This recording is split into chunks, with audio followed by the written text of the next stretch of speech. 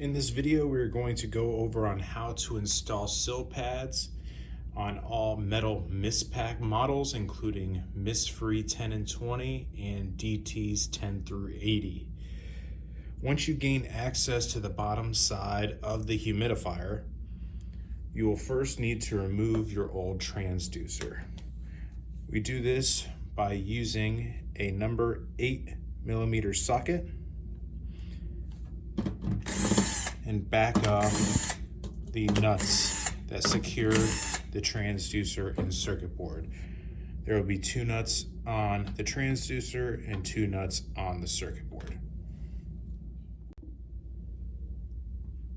Once we remove the screws, we then can remove the blue, yellow, black, white, or brown and purple leads that connect the transducer to the wiring harness.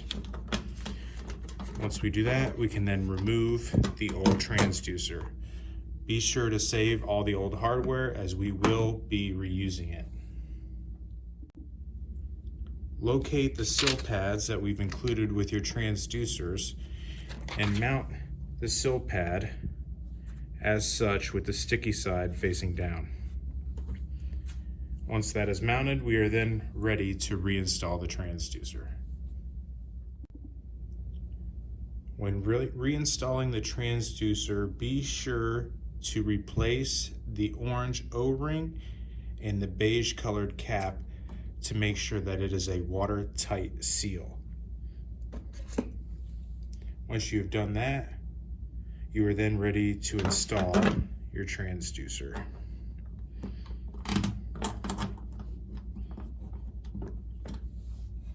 Be sure to replace with the old hardware. And once replaced, be sure to water test in order to make sure there are no water leaks. Once you have tightened down the transducer, you will then reinstall the leads. The blue wire will go on the second prong and the yellow wire will go on the first prong. Be sure to follow the instructions that come with your replacement transducers.